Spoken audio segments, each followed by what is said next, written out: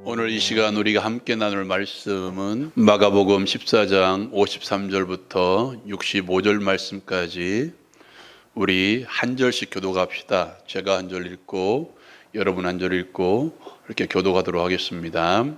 그들이 예수를 끌고 대제사장에게로 가니 대제사장들과 장로들과 서기관들이 다 모이더라. 베드로가 예수를 멀찍이 따라 대제사장의 집그 안에까지 들어가서 아랫사람들과 함께 앉아 불을 쬐더라. 대제사장들과 온 공회가 예수를 죽이려고 그를 칠 증거를 찾되 얻지 못하니 이는 예수를 쳐서 거짓 증언하는 자가 많으나 그 증언이 서로 일치하지 못함이라. 어떤 사람들이 일어나 예수를 쳐서 거짓 증언하여 이르되 우리가 그의 말을 들으니 손으로 지은 이 성전을 내가 헐고 손으로 짓지 아니한 다른 성전을 사흘 동안에 지으리라 하더라 하되 그 증언도 서로 일치하지 않더라. 대제사장이 가운데 일어서서 예수에게 물어 이르되 너는 아무 대답도 없느냐? 이 사람들이 너를 치는 증거가 어떠하냐 하되 침묵하고 아무 대답도 아니하시거늘 대제사장이 다시 물어 이르되 내가 찬송받을 이의 아들 그리스도냐? 예수께서 이르시되 내가 그니라.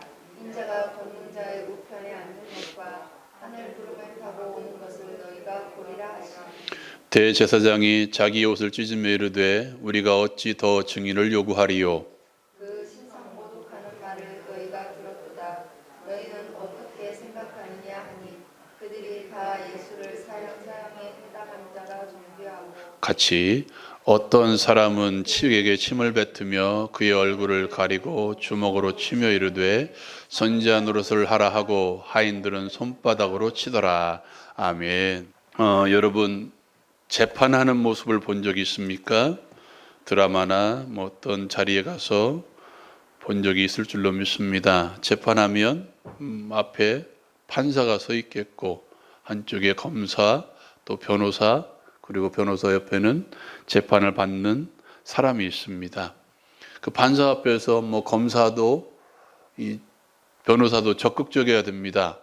검사는 저 사람은 죄가 있습니다라고 막 적극적으로 말해야 되고 변호사는 이 사람은 죄가 없다라고 적극적으로 변론을 해야 될 것입니다. 오늘 저와 여러분 읽었던 이 말씀은 재판정입니다. 그 당시에는 로마라는 재판정이 있고요. 유대인들은 자기들 스스로 재판하는 재판정이 있는데 그게 산헤드린이라는 그런 공회입니다. 그 재판정 앞에 재판을 받고 있습니다. 그런데 이 재판정은 특이합니다. 증인들도 검사도 판사까지도 예수님을 죄가 있다고 선포하는 그런 자리입니다.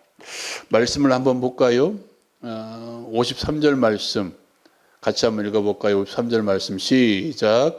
그들이 예수를 끌고 대제사장에게로 가니 대제사장들과 장로들과 서기관들이 다 모이더라. 다 모여서 뭘 합니까? 55절 말씀 같이 읽겠습니다. 시작. 대제사장들과 온 공회가 예수를 죽이려고 그를 칠 증거를 찾되 얻지 못하니 뭐라고 이야기합니까? 다 모여서 예수를 죽이려고 다 모였다라고 이야기합니다. 56절 같이 읽어볼까요? 시작. 이는 예수를 쳐서 거짓 증언을 한 자가 많으나 그 증언이 서로 일치하지 못함이라. 아멘. 예수를 죽이려고 참된 증언을 하는 것이 아니라 거짓 증언을 하는 것입니다. 또 증언하는 자가 많다라고 이야기합니다. 64절 뒤에 보면 파란 줄로 써 있는 부분이 있죠. 그들이 다 예수를 사형에 해당한 자로 정죄하고라고 이야기합니다. 이 재판은 다 예수를 죽이려고 혈안이 되어 있는 재판이었습니다. 검사도 판사도 증인들도 다 예수를 죽이려고 적극적으로 말하고 있습니다. 재판정이라면 반드시 필요한 게 누군가요? 변호사입니다. 오늘 말씀 가운데에도 변호사가 등장합니다. 아니 이미 그 전에 우리가 지난주에 살펴보았던 50절 말씀을 보면 제자들이 다 예수를 버리고 도망했다라고 이야기합니다. 예수를 변론해야 되는 제자들이 다 도망합니다. 한 사람만 남았습니다. 54절 말씀 같이 한번 읽어볼까요? 54절 말씀 같이 읽겠습니다. 베드로가 예수를 멀찍이 따라 대제사장의 집 뜰 안까지 들어가서 아랫사람들과 함께 앉아 불을 쬐더라. 아멘. 누가 남아 있습니까? 베드로가 남아 있습니다. 여러분, 우리가 그 이전까지 베드로의 모습을 한번 상상해 보시기 바랍니다. 첫 번째 순환 예고 위에 예수님의 앞을 가로막았습니다. 다른 사람은 다 도망할지언정 저는 도망하지 않고 예수를 증언하겠습니다. 예수께 이 일이 결코 임하지 못하게 내가 예수를 막아서겠습니다 라고 말했던 베드로입니다. 파도가 치는 바다 위를 걸어 예수께서 오셨을 때 베드로가 뭐라고 이야기합니까? 만약 예수님 이것은 나를 명령하여서 바다 위로 걸어오게 하십시오 라고 말했던 베드로입니다. 그렇게 적극적으로 나섰던 베드로의 모습과는 오늘 말씀에 뭐라고 이야기합니까? 베드로가 예수를 멀찍이 따라라고 이야기합니다. 좀 더 소극적이죠. 어쩌면 베드로의 성격이라면 재판정 앞에 서서 이 사람은 죄가 없습니다. 이 사람을 죽이려면 차라리 나를 죽이십시오 말해야 했던 베드로입니다. 그럼에도 불구하고 베드로는 소극적으로 멀찍이 따라갔습니다. 왜 그렇게 멀찍이 따라갔습니까? 그 이유는 간단하죠. 나는 예수의 제자가 아니다. 나는 예수와 상관없는 사람이라는 것을 보여주기 위해서 그렇게 했을 것입니다. 여러분 생각해 보십시오. 많은 사람들이 다 예수를 죽이려고 혈안이 되어 있습니다. 그 가운데 들어가서 나는 예수의 제자입니다 말하는 순간 베드로는 어떻게 될까요? 죽겠죠. 죽을 수밖에 없겠죠. 같이 잡혀서 어쩌면 십자가 형틀에 못 박힐 수도 있었을 것입니다. 이런 분위기에서 나는 예수의 제자입니다라고 들어봤자 아무런 좋을 것이 없었을 것입니다. 사람들이 처세술이라고 이야기하는 말이 있습니다. 사람들과 사귀고 세상에서 그래도 내가 살아남기 위해서 때로는 내가 예수 믿는 것을 감춰야 될 때가 있다. 그것이 처세술이다 라고 말할 수 있습니다. 그런 면에서 보자면 베드로는 처세술이 뛰어난 사람입니다. 예수의 제자인 것을 드러내지 않기 위해서 멀찍이 따라가서 또 재판정 앞에 들어가는 것이 아니라 오늘 말씀에 보면 아랫사람들과 함께 앉아 불을 쬐던 베드로, 처세술에 능한 베드로. 여러분 그거 아십니까? 그렇게 멀찍이 따라가다 보면 점점 멀어지기 시작해 나중에 아예 그 사람과 상관이 없을 수도 있다는 것입니다. 육상 경기, 그러니까 달리기 경기 중에 가장 먼 거리가 바로 마라톤입니다. 마라톤 하는 사람들은 어떻게 하냐면 그래도 선두그룹과 항상 붙어 있어야 됩니다. 떨어지기 시작하면 아예 멀어진다고 해요. 그래서 끊임없이 선두그룹과 같이 붙어 있으려고 힘을 다하는 경주가 바로 마라톤이라는 경주입니다. 신앙의 경주도 마찬가지입니다. 마라톤과 마찬가지입니다. 같이 항상 붙어 있어야 되는데 떨어지다 보면 어떻게 될까요? 아예 멀어져 버리는 거예요. 그럼에도 불구하고 예수를 믿기는 하되 조금 떨어져서 믿는 사람들이 요즘에 너무나 많이 있습니다. 더 가까이 가지도 않고 더 멀어지지도 않고 적당한 선을 유지하죠. 더 가까이 붙어서 함께 하려고도 않고 아예 떨어지지도 않는 적당한 선을 유지하는 사람. 간섭받지 않고 편하게 믿고 싶은 사람들. 여러분 그거 아십니까? 그렇게 사이가 멀어지다 보면 그 사이에 뭔가가 끼어들어요. 운전하시는 분도 계시죠? 어떤 일행들과 함께 어디를 가다 보면 붙어가야 됩니다. 가다가 뭔가 떨어지면 어떻게 되나요? 그 사이에 다른 차가 끼어들어서 언젠가는 그 사람과 아예 떨어져 버릴 수가 있습니다. 요즘은 뭐 내비게이션이 있어서 또 가겠지만 예전에 어떻게 했습니까? 지도를 보고 가다 보면 아예 목적지와 상관없는 곳으로 갈 때도 있다는 것입니다. 여러분, 주님과 사이가 멀어지면 이처럼 끼어드는 것들이 아주 많이 있습니다. 아니, 사단은 보다 더 적극적으로 그 사이에 끼어들어서 아예 예수가 보이지 않게 우리를 만든다는 거예요. 사람들은 말합니다. 조금 떨어져서 신앙생활하면 우리의 삶의 여유를 누릴 수 있다고 말합니다. 여러분, 그렇게 신앙생활하면 교회에 대한 부담도 없고 고민도 없을 것 같습니다. 아니, 오히려 더 풍성한 삶을 누릴 수 있다고 말합니다. 그러나 그렇지 않습니다. 말씀 한 구절 읽어볼까요? 요한복음 15장 7절 말씀 같이 한번 읽어봅시다. 시작. 너희가 내 안에 거하고 내 말이 너희 안에 거하면 무엇이든지 원하는 대로 구하라. 그리하면 이루리라. 아멘. 예수 안에 거하면 그 안에 풍성한 삶이 우리를 기다리고 있다는 것입니다. 뭔가 조금 더 떨어져서 신앙생활하면 여유가 있고 풍성한 삶처럼 보이지만 정작 풍요로운 삶은 예수 안에 있다는 거예요. 시편의 말씀에 보면 이렇게 이야기합니다. 같이 한번 읽어볼까요? 시편 73편 28절 같이 읽겠습니다. 하나님께 가까이함이 내게 복이라. 내가 주 여호와를 나의 피난처로 삼아 주의 모든 행적을 전파하리이다. 아멘. 하나님께 가까이함이 내게 복이라고 이야기합니다. 야고보 사도는 뭐라고 이야기합니까? 밑에 있는 말씀 같이 한번 읽어봅시다.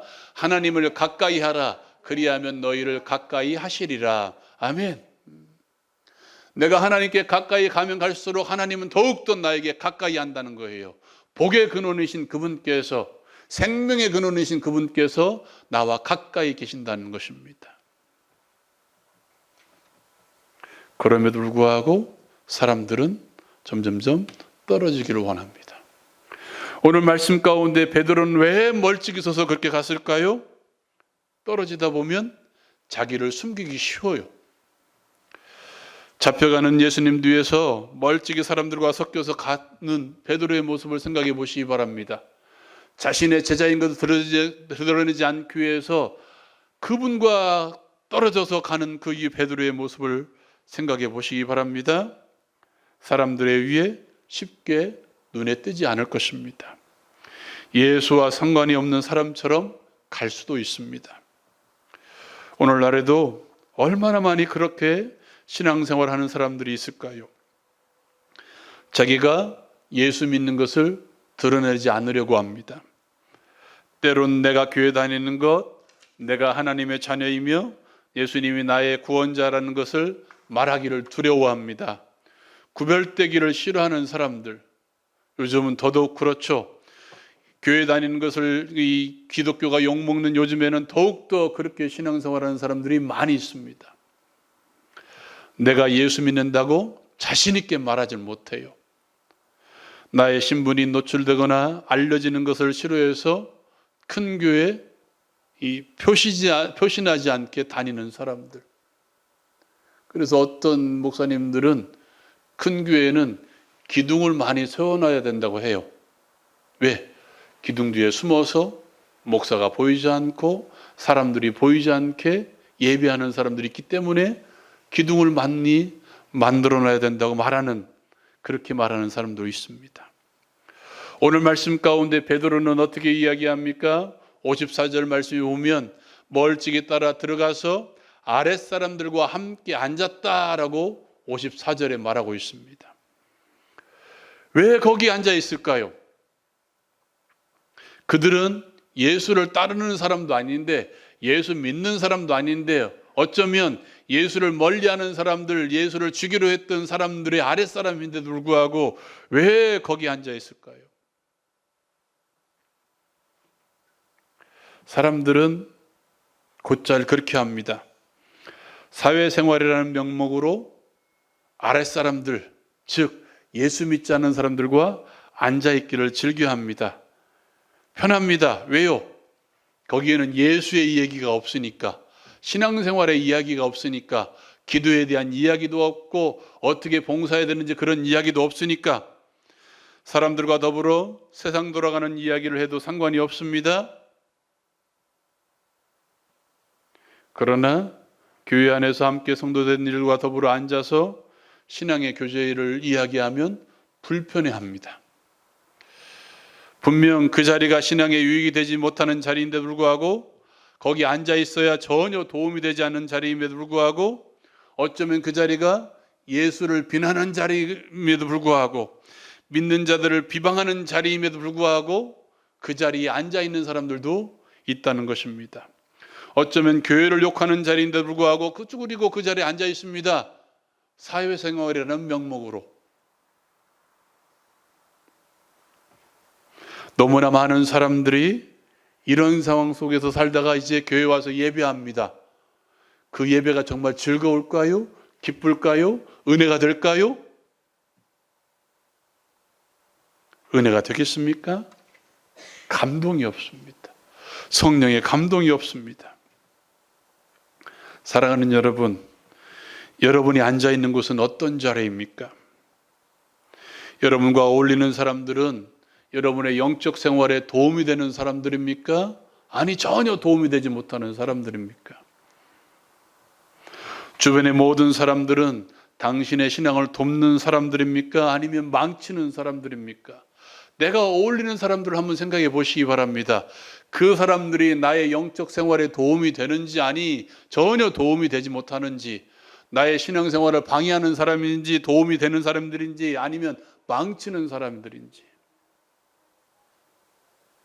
그렇다면 내가 앉아있는 자리가 분명해집니다. 여러분, 아무하고나 어울리면서 내 신앙이 자라기를 기대하지 마십시오. 아무 데나 나가서 앉아 있으면서 내가 잘 되리라 생각하지 마시라는 것입니다. 내가 영적으로 성숙하고 내가 하나님의 은혜를 누리기 위해서는 만남과 교제에 있어서도 지혜와 분별력이 분명히 필요합니다. 다시 한번 생각해 보시기 바랍니다. 내가 현재 서 있는 자리, 내가 앉아 있는 자리가 어디입니까? 예수님과 멀찍이 떨어져서 아랫사람들로 대변되는 세상 사람들과 혹시 앉아 있지는 않습니까? 그곳에 앉아서 예수와는 전혀 상관없는 이야기, 어쩌면 교회를 비방하고 사람들을 욕하고 예수를 욕하는 자리는 아닙니까? 세상의 빛이고 세상의 소금이 아닌 세상 가운데서 나의 정체성, 내가 예수 믿는 사람임을 숨기며 살아가고 있지는 않습니까? 그리스도 안에서 은혜의 교제를 나누는 자리를 즐겨하는 사람들이 아니라 사회생활이라는 명목으로 믿지 않는 사람과 더불어 앉아있는 것을 더 좋아하고 있지는 않습니까? 베드로의 이 모습이 예수님을 변호하고 보다 더 적극적으로 예수를 따라야 되는 이 베드로의 모습, 멀찍이 떨어져서 갔던 이 베드로의 모습이 우리에게 거울이 되었으면 좋겠습니다. 하나님의 또 하나님께 가까이 하십시오. 나를 숨기지 마십시오. 그리스도의 편지로, 세상의 빛으로, 세상의 소금으로, 또한 그리스도 안에서 사귐의 교제에 은혜의 자리를 놓치지 마십시오. 그 자리가 우리에게 복된 자리가 되고 또 그 자리가 우리의 삶을 풍성하게 할 수 있는 자리인 줄로 믿으시기를 바랍니다. 이 시간 우리 함께 기도하십시다. 하나님 아버지, 멀찍이 떨어져서 신앙생활하지 않게 하옵소서 하고 기도하십시다. 하나님과 가까이 하고 하나님께 가까이 함으로써 하나님이 주시는 축복을 누리며 살게 해달라고 기도하십시다. 예수 안에 거함으로써 많은 열매를 맺는 신앙생활을 하게 해달라고 기도하십시다. 우리가 앉아있는 자리가 교회를 비방하는 자리가 아니고 성도를 비방하는 자리가 아니고 우리가 앉아있는 자리가 신앙의 교제가 이루어지는 자리, 신앙생활하는 자리, 예배의 자리, 기도의 자리가 되게 해달라고 기도하십시다. 이 제목을 가지고 우리 함께 기도합니다. 다 같이 기도하겠습니다.